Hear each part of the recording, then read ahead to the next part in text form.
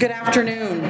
I'm Krista Batten, the Executive Director at the Meadville Western Crawford County Chamber of Commerce, and thank you so much for coming to our final Chamber Quarterly Luncheon of 2015. We thank you for coming. I know this is a very hot topic right now, so we're very fortunate to have representatives from PennDOT here explaining the situation to us a little bit more, and there will be time for question and answers afterwards. Feel free to help yourself to more lunch. There's a lot left over there. Thank you to the ICC. Big round of applause for Tracy and the staff here at the ICC. At this time, it's my pleasure to introduce Jim Carroll, and he will be talking a little bit and then more introductions to follow. So enjoy the program. Oh, thank you. I don't know that I need this. Can you hear me? Okay, thank you. It's Jim Carroll. I'm the Community Relations Coordinator from PennDOT District 1, here with Tom McClelland. We're here to talk about roundabouts. It's a current subject. I wanted to thank the Chamber very much for this opportunity to explain this and speak to this. We have a table back there with some handouts. Very good information in 3 of our brochures, one for a single-lane roundabout, which is what we have at Waterford, one for multi-lane roundabouts, which we don't have any yet, but probably they're on the horizon in western Pennsylvania somewhere, and a brochure for pedestrians and bicyclists using roundabouts. We also have a brochure that is for roundabouts and businesses, some information related specifically towards business and roundabouts. We have another brochure with our friends from AARP and some of their material that also helps explain roundabouts and our rationale and the benefits of them. And if I could change subjects for a little bit, we have a brochure for our PennDOT District 1 customer survey, which is now underway. It's an online survey. It's very important to us. We're asking people to rate our performance on different areas such as safety, road smoothness, communications, traffic flow. A few questions, but it provides very valuable information to us in our decision-making process. I have posters that I maybe can induce you to take one with you. We have about midway through the survey, and we're doing well. We're getting some valuable information. This year's survey is a little different because it has a room for someone to leave their name and phone number, contact information if they wanted to speak to someone with PennDOT about an issue with the roads or our performance or whatever they want to talk about. And someone from the district office or one of our county offices will give them a call back. We're trying to give them a call back every week. So one of the outgrowths of the survey was to improve communications, and that's one step here. Tom McClelland is our design services engineer. He has 20 years with PennDOT. He's a registered professional engineer and professional traffic operations engineer. I wrote that down so I wouldn't get it wrong. Tom's our district roundabout coordinator, and before he was in this job, he was our district traffic engineer. So let me introduce Tom McClelland. Okay, good afternoon, everybody. Can you hear me? I'm going to stand up here by the presentation. You want me to use the mic? Yes. Okay. Okay. Thank you again for coming out today, and we'll get started here talking about roundabouts. Like Jim said, I'm Tom McClelland. I'm our design services engineer, and that means I'm in charge of a couple different functions here at PennDOT, and that's like our right-of-way unit, our environmental unit, and also I manage a lot of the consultants that do design projects for us, and also helped us, if you're familiar with our corridor study we did out in Vernon Township on 322, that was performed by a consultant. So I'll be here to talk about a couple things. Some of the design considerations that we get into when we look at intersections. What you see on the far left there, that is actually the northern intersection in Sagertown Borough. And we're looking at a roundabout there. Right now it's in its final design stages, and we're hoping to start construction later this year, probably in the fall. And on the right is Waterford. How many have driven through the roundabout in Waterford? Okay, good. So you all are experts then, right? Why do we like roundabouts so much at PennDOT? It's not the new fad. It's not something we're just throwing out there now. It's all comes down to safety. Safety is the big thing that, that we get beat up on a lot of times. But if I can give you some kind of intersection treatment that will reduce the total number of crashes 48%, half your crashes are gone. And I'll show you in a slide later what's happened up at Waterford already. And then the 78%, that's how many injury and fatal crashes compared to a regular traffic signal.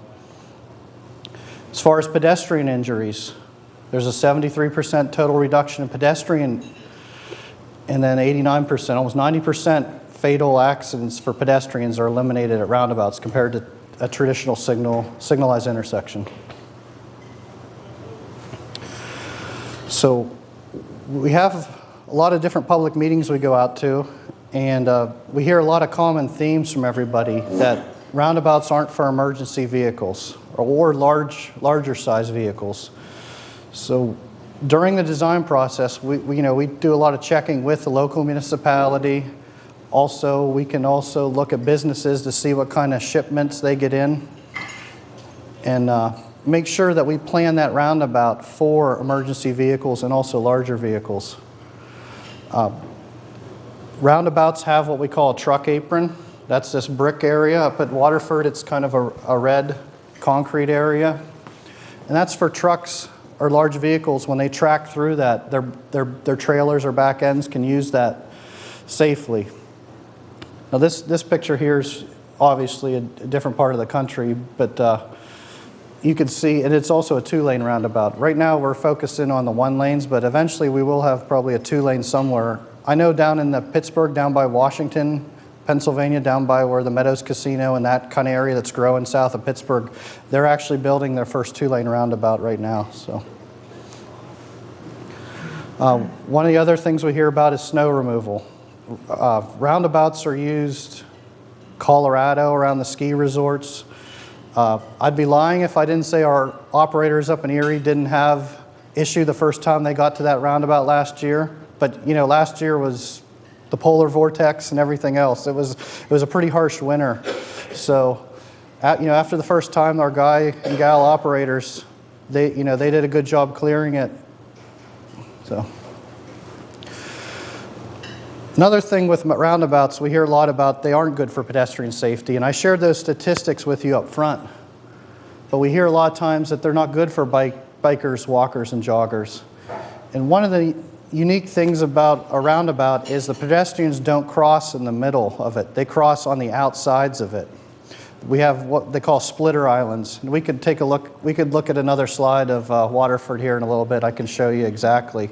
But you keep the pedestrians. They have a splitter island which provides them refuge. So they only have to look for traffic one direction at a time to cross.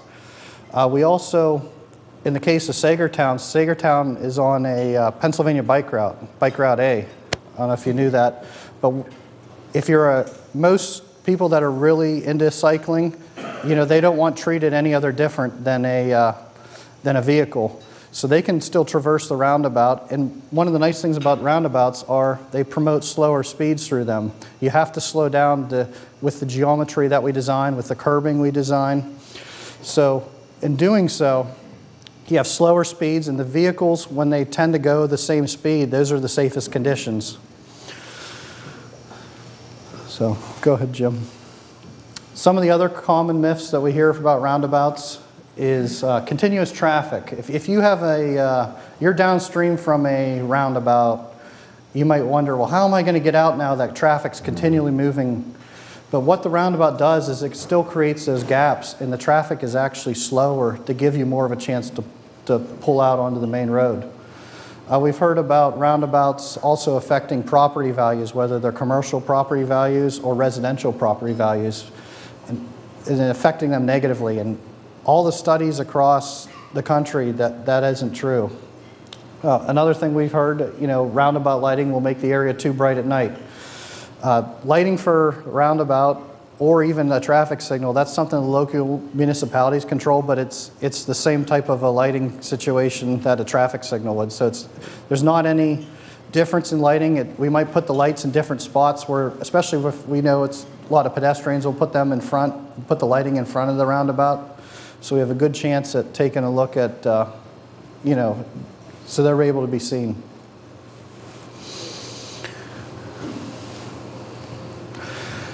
Okay, here's a statewide map for roundabouts.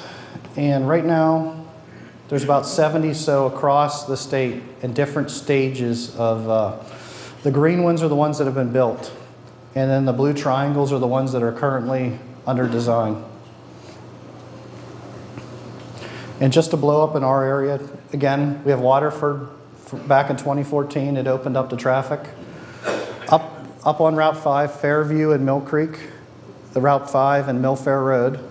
And then Sagertown, we actually have 2 intersections that were in final design with roundabouts. And lastly, in our district, it's not shown on the map here, down in Mercer County, if you're familiar with the Quaker Steak and Lube, about a block over from the Lube, that intersection there, Dock Street and Connolly, we're also in the final design stages for a roundabout at that location. So let's talk some of the specifics about Waterford again. Our first roundabout. Everybody knows where it is. It's about 12 to 14,000 vehicles a day, and it opened to traffic in August last year. So before, if you remember going through there, it was basically 3 T intersections. If you're coming north on 19 from Sagertown, you had to stop to go toward Union City. You had to stop to go up into Waterford or toward Erie. And also, if you were on 97, you came through here, you had to stop before you proceeded south down this direction. One of the nice things about when we built this one was that we were able to detour traffic behind the business here. This is a used car dealer right here on the corner. And if you remember, we had a temporary traffic signal and we were able to detour traffic around, so we were able to construct this, which that really helped us, especially for our first roundabout. It really helped with the construction phase of it. And here's what it looks like today. And again, I'll show you if you're a pedestrian, what you would do real quick. So if you're a pedestrian right now, you only have to look one direction to cross to this splitter island. So actually, and you're not here in the middle, just so for perspective, the diamond here in Meadville, we've had people tell us that's a roundabout, but really it isn't. You have parking in the middle, you have pedestrians going back and forth, and one of the other key aspects of a roundabout is they are yield on entry. We have yield signs for the vehicles on entry. Over here in the diamond, I believe there's stop signs and there's signals, so that's not a true roundabout. In a lot of the older places in the Northeast, they have rotaries and different traffic circles, but that isn't the modern roundabout. This is a modern roundabout design in order to slow people down and also, enhance safety. Okay, let's talk accidents here real quick. The 10 years preceding the building of the roundabout up in Waterford, we had 40 crashes. And of those 40 crashes, we had 41 injuries and luckily no fatalities. And there's just some other stats on there of the different types. And the reason that's important is roundabouts, you all go one direction in them. So you're eliminating all those head-on crashes right off the bat. The angle crashes, you don't have people making left turns in front of other people. You have to yield and everybody goes in the counterclockwise direction. So those 16 angle crashes, those T-bone ones, the ones that can be the most deadly and cause the most damage, those are virtually eliminated as well. The type of accidents you have at roundabouts are, you do have some rear ends and you might have some side swipes. But so out of the 40 crashes, average about 4 a year, you think over those 10 years, we're eliminating half of them right off the bat with a roundabout design. And, that's very key. Go ahead, Jim. So in our first year that the roundabout was open, we had 2 reportable crashes. Now, And those are ones that the state police come up and do, perform an investigation and are in our system. I mean, if there's a minor fender bender and people drive away and exchange insurance information, those aren't the ones I'm talking about. These are ones that they have to call, there's property damage or someone's injured. But as you can see, no one was injured, and we had 2 reportable crashes. One was, both of them were in their 20s. One was a male and one was a female. The male was a DUI, and the female decided to make it a straight about instead of a roundabout and tried to drive straight through it. So not sure what was going on there, but luckily, both of them were okay, and that's one. I mean, that's one of the best things about roundabouts is the safety. If I can drill anything into your heads, I mean, that's why we were doing it. It's not the latest fad or anything else. Have people come home at the end of the day and have your family and loved one. We're in the business of 0 fatalities. That's our ultimate goal. We're striving to get there. So, go ahead, Jim. Okay, back closer to home, Sagertown. And this is the northern intersection.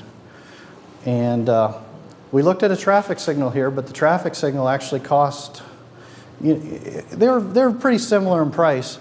But one of the things we'd have to do with the traffic signal is we'd have to widen Route 6 through town, and also we'd have to widen that bridge and change the abutments, which, you get into a lot of money with that. If anybody knows Sagertown, at 3 o'clock, all the school buses come down that hill. And I've been out there on that bridge walking across with 40 to 60 buses. Not very fun. But,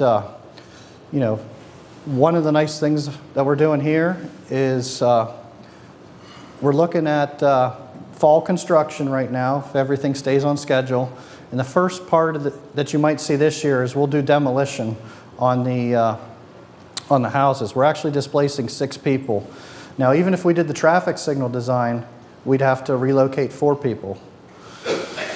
But so that'll be probably the first thing you see. And then in 2017 is when we would shut the bridge down, hopefully toward the end of school. We might have to get in there in May, the last month, which will, we understand it's going to cause some pain, but we're hoping to have it open, before school starts in the fall, 2017 to 2018. So that's the time frame we're looking at right now on this one. One of the things that you can also see here is we heard a business gets a really wide load, like a 180-foot truck. And we wanted to make sure that it could be handled from all the different directions since we know about it. And that's why this one is more of an oval shape. Not all roundabout designs are a little different. They can be oval shaped. They can be dog bone shaped. It just depends on what we're trying to achieve and what size of vehicle we want to get through there. But obviously, the bigger you make them, the speeds increase. So you lose that speed benefit. What's nice about the compact design up there in Waterford. I mean, some of the large vehicles have a little issue getting through at times. But if we know about it, there's ways we can accommodate large vehicles. We can have signs that can be removed. And really, if you're over 14 foot wide on Pennsylvania roadways, you need a permit, to move, just like, you see the wide loads on the interstate. If we know they're coming, we can plan for it. Which, up in Waterford, they were just used to driving through that intersection. So that's the northern intersection in Sagertown. One of the nice things about roundabouts too is we can make them look pretty. We can add some aesthetic value to them. They can be a gateway to your community. So this is just an artist's rendering right now. This may or may not happen, but they're looking at like a stone wall and some plantings.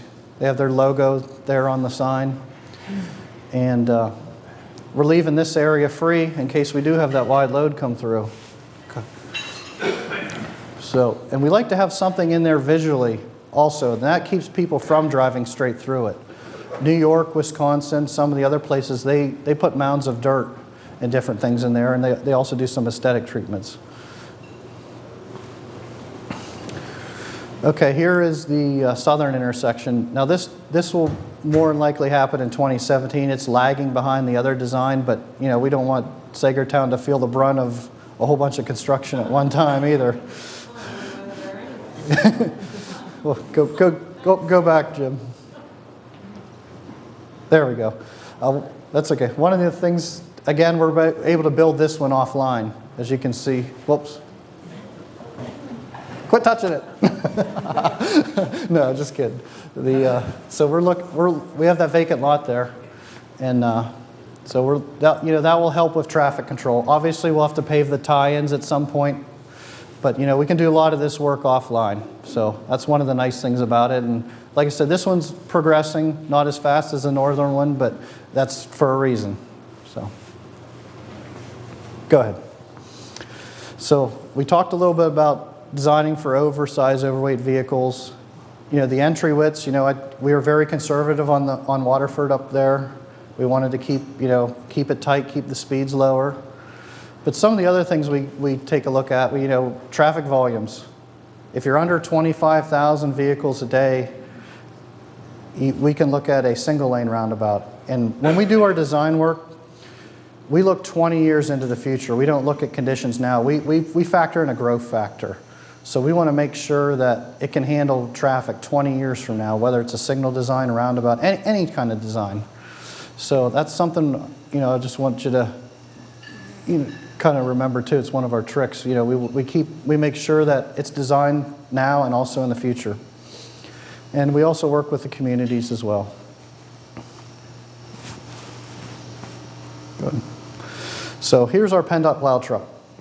And you get to see the first plow of winter, maybe not. But a plow truck is 14 feet wide. That's with its wing down. Go ahead, Jim. And as you see with Waterford here, well, we have some really good operators, guys and gals, but we only gave them 6 inches if they want to drive through with the wing plow down. So, one of the lessons we've learned with Sagertown is we're actually increasing that to about 16.5 feet, 17. Some of the other stuff we've learned from this design is you can see all the curbs are what we call barrier curbs. They're raised 6 inches. And, that's a good thing to help slow the vehicles down, but we're looking at having mountable curbs to get those larger size vehicles through there.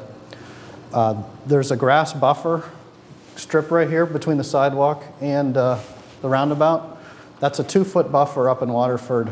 We're actually going to look at 4 feet here. And that will give a little bit more room and a little bit more space. And, hopefully help some of our, like the yield sign, you see the yield sign sticking out there, keep it from getting hit by a wider load.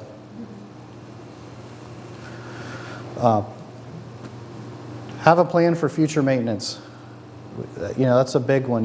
What do we do if you have to do some work inside the roundabout? And actually, what you have to have a flagger for each direction, and you actually send people the wrong way through it. So if you're down here and they're working on this part of the roundabout, we'd have flaggers control, and they would send you so you could go on your merry way, whichever direction. So when we design these roundabouts, we try to minimize utilities in there, and anything that would keep us from being in there, on a routine basis. Now, we do have some inlets, I know in Waterford, in the middle, in the grass area.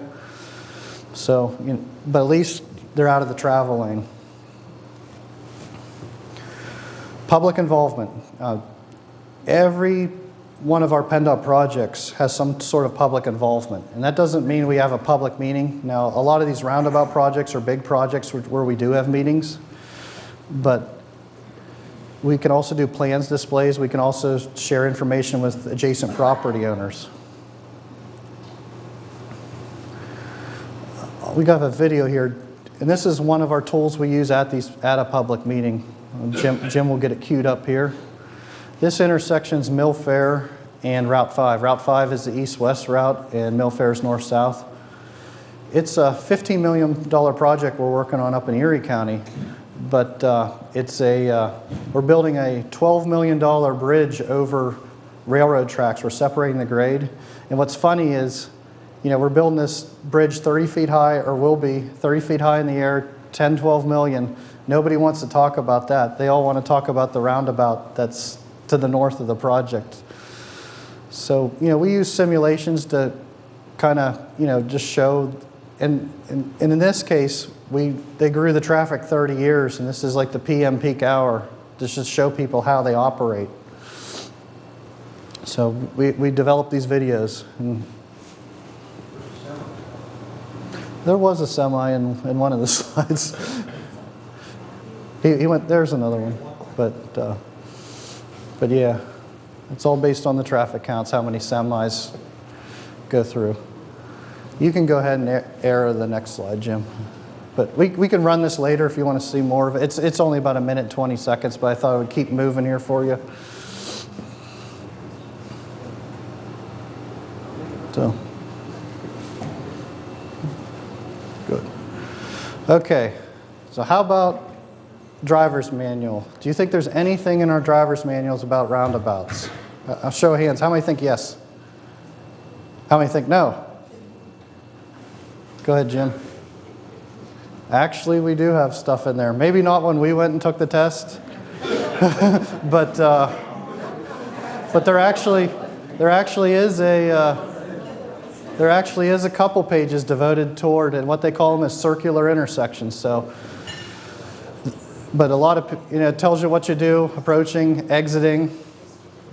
And one of the things too I want to point out, what do you do if you hear an emergency vehicle in a roundabout? And this actually happened to me when I was driving up near Waterford. I was going toward the roundabout and I heard a siren. And it's like, uh-oh, what do you do? I mean, you can't pull to the right when you're inside a roundabout. And that, it's very key. What you do is, you go through the roundabout and get out at your exit where you're intended on going, and then pull to the right. So if you're before the roundabout and can safely pull to the right, you do so. But if you're in the roundabout, you proceed to your destination and then pull to the right if you have somebody follow you. So we have brochures. We have a table back there. You might have saw on your way in. You can grab some brochures. We pass them out to business owners, schools, whoever needs the info, and we bring them to all our public meetings. We did a display at the mall up at Erie for that first roundabout. Jim sat up at Mill Creek Mall and expounded on the benefits, and this one's for bicyclists, pedestrians, and vehicles, and talks about it. We were on local public access like we are today. It was like Wayne's World. We were up in Erie County. It was Roundabout World. Party time, excellent. So we did a show with it's showed on the media, so it was good to get the word out. We tried a lot of different things to get the word out, but the best thing is driving them, and that's why I asked you how many people have driven through the roundabout to get comfortable and acclimated to it. Social media, again, PennDOT, we have a new website out there, Facebook, Twitter, YouTube, so we get the word out. We had a legislative forum in Vernon Township back in, I want to say January, February timeframe. And, we showed a 10-minute video. The FHWA is a really good 10-minute video if you ever get a chance to look it up. Talks about the benefits of roundabouts. And we showed that to our legislators and answered comments and concerns that they had, with the Waterford roundabout. So other possible locations, as you're very intimately aware, we're looking at Vernon Township here. I know we have there's a grant in, Vernon Township has a grant in at the Movies of Meadville entrance, a single lane roundabout. That we're still waiting to see if it's going to get funding to do preliminary design. So, we're waiting on. We have the Big I intersection by, Flicks TV and Appliance. That's one we actually will have some monies after the first year to start into preliminary design. And also, we're looking at maybe to the east of that toward Meadville, with the Meadville Medical Center moving some of their outpatient things out there. And I know they're going to be opening up here in March, I believe, is their grand opening. So, we're looking at those locations. And when you get a chance, I brought in if you weren't involved in our concept plan or planning on the 322 corridor study, I brought in like a concept plan that you can take a look at over there on the stage when we're done. Some other ones that we're working on kind of close to home, or at least near Crawford County, but I know that first one, the Elk Creek Township, that's just north of here, up by Edinburgh. And then Riceville Corners, that's another one another intersection we've had a lot of issues with in the past. It's a flashing light, but doesn't seem to matter what we've done there, we still continue to have accidents there that, a roundabout would probably prevent. So, we're keeping that on the radar screen if we can get some funding to take a look at that intersection as well. So, again, roundabouts are really good for safety. They're not for everywhere. With these ones that we're looking at here in Vernon Township on 322, they all have to go through a public process. We do have a study on board, but we do have to take a look at making them safer somehow, these intersections, whether it's a signal, whether it's a roundabout. So I thank you for coming here. I'd love to talk about roundabouts and be happy to answer any questions you have on this presentation, or if you have anything else, Jim and I would be happy to try to answer your questions on any PennDOT issue. We may not have all the answers, but we'll definitely get back to you. So, I know you talked about safety. You have certain levels of criteria, and what are they that determine you're going to potentially put a roundabout in an intersection? What do you look for on that intersection to determine whether or not it may take a roundabout? Yeah, some of the factors we consider when it comes to a roundabout, we look at the crash history. We look at the cost of the property around there, the whole project development process. Sometimes traffic signals might need more land because you have to widen for turn lanes, where a roundabout, you can keep them single lanes. So you look at property, you look at obviously you look at the users too. What's the setting as far as is it a rural location? Is it a residential location? Is it an urban location? Roundabouts have there's different types of roundabouts for different types of intersections. But the main things we also look at obviously is the efficiency. What we call level of service. And all that is a report card grade, A through F. A, you're doing good. F, you have gridlock.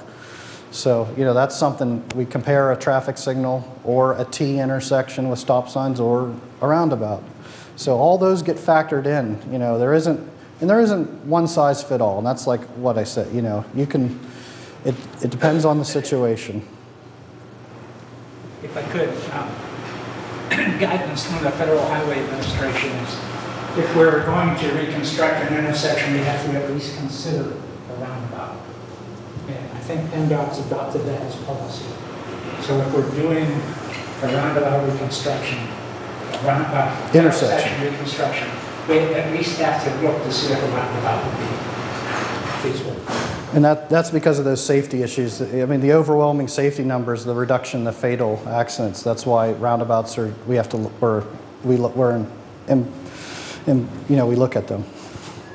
Are roundabouts new construction or maintenance? They can be either. We can take a traffic signal and we can convert it into a roundabout, or we can look at a T intersection and look at. But it's mostly new construction. It's not our maintenance forces out of the sheds don't perform that work. We hire contractors. We'll do a design and is that? I guess my question is really more from a budget standpoint. Roundabouts are requiring new funding. They're like a new project. Yeah, for the most part, we have a fiscally constrained program, and we take a look at wisely spending our money all across the region. Crawford County is part of our Northwest region, and we're going through the process right now of updating our transportation plan. It's a 12-year plan. There's different projects in different years, and so some of these projects, these intersection improvements, are sprinkled into that, and there's a commission that votes on it and develop the priorities. PennDOT is one seat on that panel of like 20. So. Tom, can you tell me the intersection in front of the movies at Meadville? Do you have any traffic numbers as far as how many accidents have happened since that's opened up? That's something we can definitely get out to you. I mean, I don't have that here off the top of my head, but I don't know if you want to write that down, Jim, or we can definitely look it back to you and give me your name at the end of the presentation. But yeah, you know, I know when doing the 322 corridor study, that intersection was one of the only ones that had a level service of F. But, you know, I mean, I've been there myself. You know, Saturday afternoon, you want to try to pull out from there, whether you visit one of the restaurants or the movies, it's very difficult, you know, so. The second town project, so start and finish, like you said, you're going to start with the roundabout, hopefully in fall, the construction of that next fall. Yes. And then you're going to do the bridge. So how long is traffic going to be detoured from that area about? Right now, the plan is, you know, we'll demolish the houses and build part of the roundabout there next fall, 2016. In 2017, we'll close traffic roughly, we want to say May right now is the plan, till about the end of August. And we want to try to get the bridge done, or, you know, we will get the bridge done and the other side of the roundabout to tie that in. Like a 3 months to get that complete before traffic will start moving again. Correct. And where's the detour going to be? It's to the north, and we have it. I could get you more details on that. It's about a 10-mile. Yeah, it goes up into Venango. It uses all. That intersection right there? I believe so. Yeah, it uses all state roadways, and it goes to the north. But there are some local roads that people can use. They're dirt roads. We've talked to the township. Yeah, did you talk to the township because they're already paying that? Yes. Yeah. We've met with the township, and also we've met with the school district. We went to a board meeting and laid out our plans, and you know we're working with all our partners on that. But yes, there will be probably some pain, obviously, once with any project. You know, there always is. But you know, the final product is, you know, what we're striving for, safer for everybody. What's the cost of one of the roundabouts? They're all a little different, you know, depending on how much property we need to acquire, and also, you know, I guess where they're at, if it's a commercial area, residential area. Now, just ballpark figure with curbing, like the Waterford roundabout was about $2 million. And is this going forward with the budget the way it is? Yeah, the projects that we have, that we talked about today, they are, you know, they're considered mission critical. They're still moving forward, yes. Yes. Well, just mentioning budget, then I guess it probably goes up further, but if there's highway dollars for these projects, and it sounds like you're going out looking for them, well, we got so many bridges in the state that are in such poor condition. How is the allocation to the funding? Planning for roundabouts, but we fix our bridges. Right. Yeah, we work with partners in each of the regions. In Erie, we have the Erie Metropolitan Planning Organization. Mercer County has a Mercer County Metropolitan Planning. In Crawford County, it's part of the Northwest Regional Rural Planning Organization. It's joined with Venango, Warren, Forest, and Clarion County. We are a representative on there, but it's also a broad-based group of professional planners, elected officials, appointed officials. We work with them to get input from them. Our own engineers identify where we think the problems are. They have the input to identify what their priorities are. And together, that's how we come up with the plan for construction. Yeah, we've made pretty good strides on our structurally deficient bridges in our district, Northwest PA. We're one of the better districts in the state, but you're right, the need is bigger than our program. It really is. Another question, I guess, was one of my observations, and this is probably personal, but the big curves, and we call them island something, splitter islands. Yes. And the big curves. my first observation on that is we live in northwest Pennsylvania, and Waterford, when the snow plows are going to whack the snot out of them things, and probably within a couple of years it'll be replaced, or they'll take them down and then do something probably more realistic and not have a big curve in there. But why so much big curvages? They're expensive to construct, they're a pain to maintenance. Yeah. And the second part of my question is then who owns the maintenance responsibilities when we, like in the borough of Sagertown, or, you know, let's say it's a new neighborhood, it's burning or whatever, but is it then the townships or the borough's responsibility to then take the responsibility to maintain those expensive roundabouts? Yeah, the two questions there. You know, the first one was talked about the curbing, and like I mentioned, we were very conservative on our first design there in Waterford, and we used the barrier curb, the 6-inch high curb. Obviously not good for snowplows, good for controlling speeds coming up to it, and that's why in the future the ones in Sagertown you'll see will have a mountable type curb, so that, you know, it won't be as hard on vehicles or an errant vehicle or, you know, a larger size vehicle. The second part, the long-term maintenance.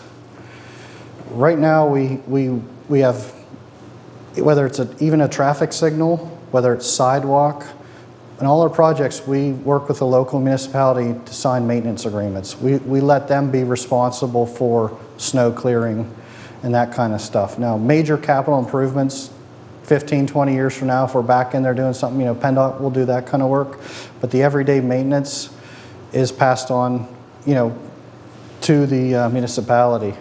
Now, places where they don't agree to sidewalks, you know, like you're all familiar with Smock Bridge. You know, we're talking about what to do with the sidewalk there. Who's responsible for it? So, you know, we look at we do designs. You know, we get agreements up front. Up on the Interchange Road, for example, up in Erie by the Mill Creek Mall, we wanted to put sidewalks in there, but the municipality wouldn't sign off on the maintenance. So what we created was basically a graded area for the future. Pedestrians and people can still use it, but it won't be concrete or bituminous or anything. So maintenance we leave up to the locals. And we think we have a pretty good deal too, because usually when it comes to the cost of these, we'll pay 80% of the cost up front to put in the sidewalk, and we look for a share from the municipalities of 20%. So they're getting, you know, pretty good deal, we feel. You know, obviously they have to have some money to begin with, but you know, we that's how we sell sidewalk to municipalities. So in Sagertown's case, I'm not trying to be adversarial, it took 6 properties were taken off of the tax rolls, I assume, for that borough, and now they have to assume 20% of the part of the project, and the tax income just disappeared. Yeah, I don't know. You're probably correct. I mean, I don't know how much that'd be, but yeah. for dollar counts, I guess. No, we do it's more, sell. right? We do sell remnant properties back. You know, once the project's done. You know, if we don't need the right of way. You know, so. Whether it was, and if, like I said, if it was a traffic signal project, we still had to take 4 properties due to the widening that would have had to have, more widening that would have had to occur at that intersection. You indicated that one of the benefits of a roundabout was the more manageable traffic flow. Yes. So my question in regards to the Sagertown locations, why 2 roundabouts so close together in proximity and so close on a timeline? Wouldn't one roundabout perhaps address some of the issues and maybe we would need 2? Why both? Yeah. Well, you know, like Jim said, and I failed to mention is, you know, we look at an intersection improvement project. Both those intersections are on the books, and we look at level of service and we look at safety.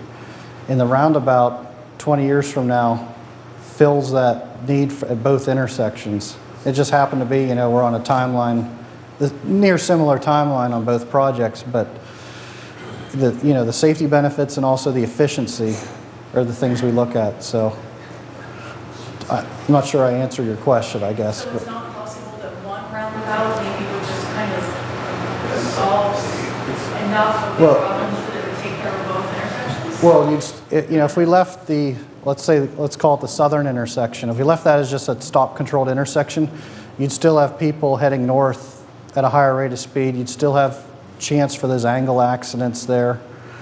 The roundabout takes care of that going into the future, the safety, and improves the efficiency. You don't have the delay of people stopping at the stop sign. If traffic volumes if they keep creeping up, delays will keep creeping up without a project in that area.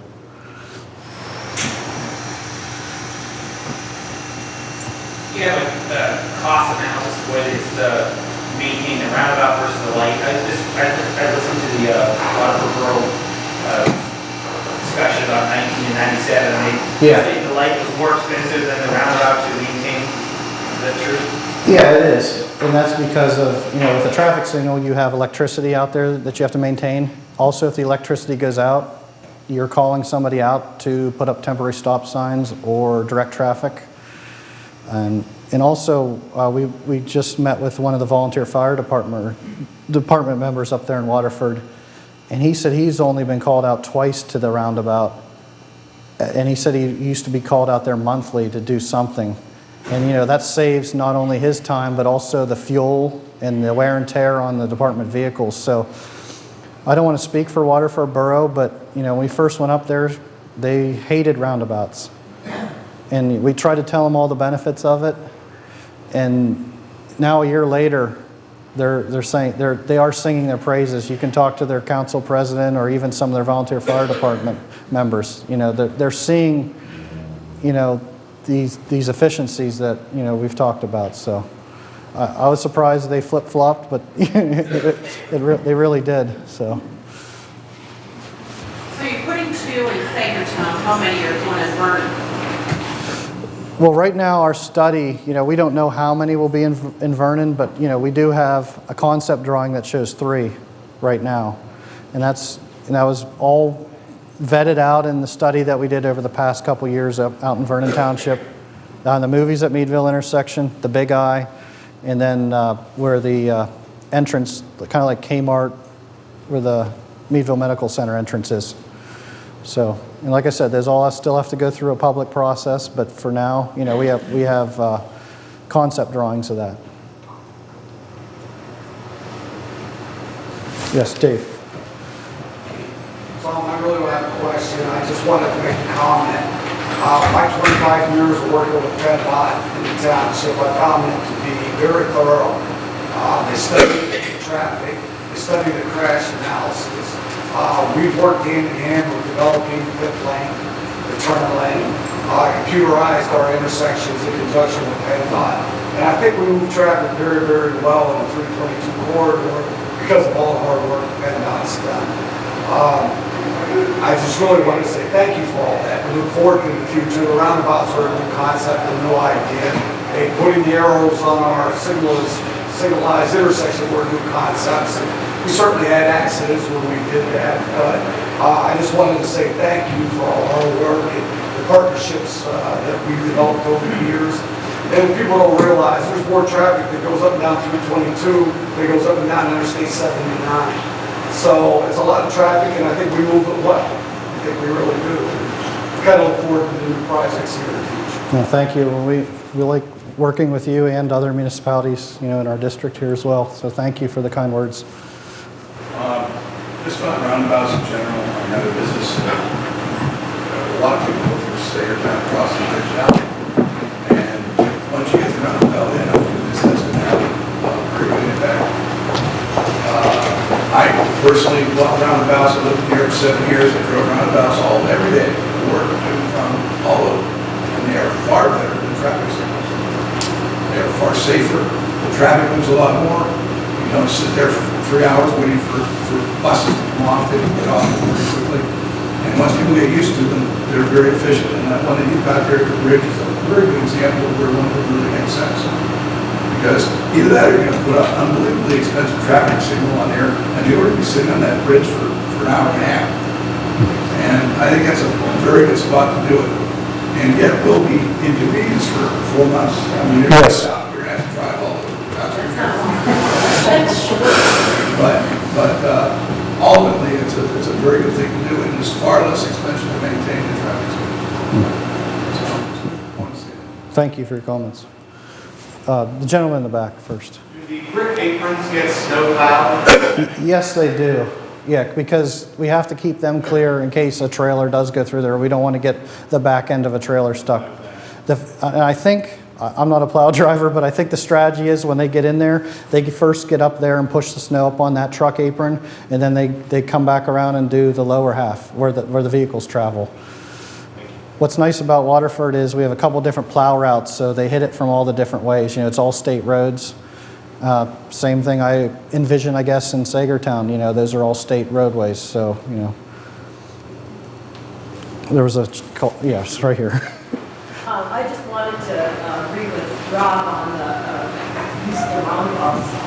I've been out to the Midwest recently in northern Illinois and southern Wisconsin, and they use them out there. In fact, this summer I was at one intersection leading into an exit onto freeway, and they had a double roundabout. And it seemed a little daunting to go through that, but it really moved much more efficiently. It was a high traffic area, and the traffic moved through there much more efficiently than it would have if it was a signal. So I'm in favor of it myself. Oh, well, thank you. Yes.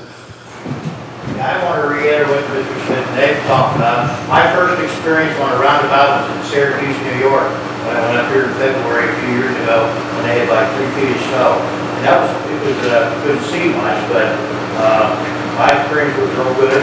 Now, every time I go to Hershey, Pennsylvania, I don't go through Harrisburg 283. I go off on Route 39 and through Lincolnstown. They have 2 of them right there in that little town, right there within a couple of blocks. And I'll tell you what, that's a nice way to go to Hershey. I probably shouldn't tell anybody that. Heck, a lot better than going down there, staying on 283 and going across that way. So I think they're a great thing. I did want to tell you, I was glad to see you brought that up about the driver training, because I looked at one of the old books I had in my thing there at home, and there was nothing about that book. Now, I was going to go down here to our driver training to see whether or not they have these new books, because that's a big part of it. We don't have driver training in these schools anymore, and I find that very bad, because I would say 95% of the people have to drive to go somewhere in this world. And it's really surprising to me that people don't know about how to drive a car. We had driver training when I went to school. That's been back in 1970, and I think when you went through that driver training, we even got a percentage off on our insurance. And I think that has to be pushed more about how to educate. I don't know how to drive through I learned a couple things by listening to you today about, especially about the fire department, you know, or any emergency vehicle, what you should do. And those are pretty simple things. So I hope that the education is going to be a big thing, and hopefully we can get some of the schools to reconsider about trying to train people how to drive a car. I mean, even when they in Meadville come to a 4-way stop, there still is a question. Who has the right of way when you come to a 4-way stop? I was always told it's to the person, you yield to the person to your right. But that's not, I guess that's not the way it is. I haven't looked it up, to be honest with you. But that's another thing, you know, people start that. I like it because you don't have to sit there for hours. It seems like hours.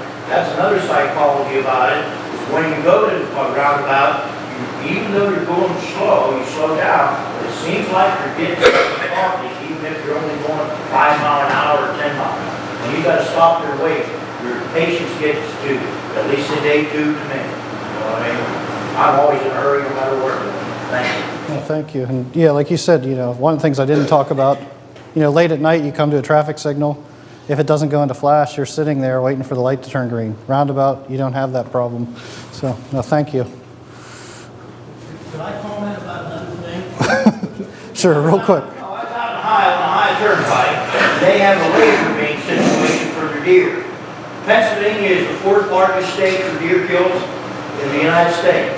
And Ohio has that laser beam. When an animal comes across, going to approach there, I think they're back 100 feet. When an animal comes, the lights flash, and the people that are driving down the highway know to slow the daggone cars down. Has PennDOT ever thought about doing anything like that, especially on our interstate highway? I know by experience, I wasn't on the interstate, but it cost me $3,800 some to just repair mine. I got a nice 12-point car. Back here in October. Yeah. I know we're off topic a little bit with that, but That's okay. PennDOT actually did install one of those systems down in the Harrisburg area on 22 and 322, a little north of town. And what they found though is it wasn't as beneficial because how do you know where the deer are going to be? They move and sometimes they do migrate in the same place, but so the cost of the system and the benefit, they didn't really see a benefit. But they did do a test pilot. And so, but that's really all I know about it. And it hasn't been continued anywhere else in the state because of that first pilot project.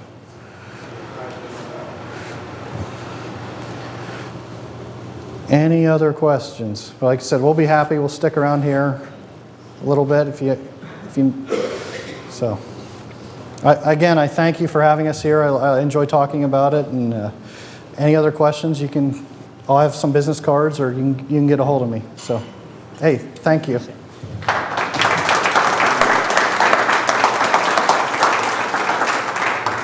I do have some business cards back on the table. I'm sort of a default contact. If you have a question about PennDOT, call me and I won't know the answer. But I know who to talk to, so people like Tom. So there's some cards back there. Please feel free to call me. Thank you again for the chamber for giving us this opportunity. Hey, Jim, thanks a lot for your emails you sent out. How about a big round of applause for our PennDOT?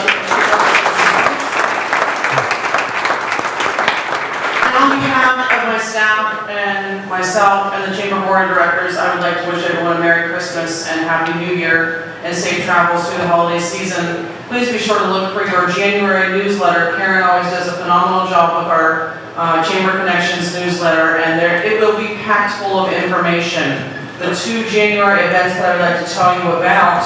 January 6th is our first business after hours. For those of you that attend these, know that we are booking into 2017 already, but January's is January 6th, and it is sponsored by Liberty Tax Service, but it will be hosted at Firehouse Tap and Grill. That will be the host location upstairs there. I'm sure they will have a table display by Liberty Tax Service, and there will be a beverage tasting by Erie Beer. So we have 3 businesses actually working together there.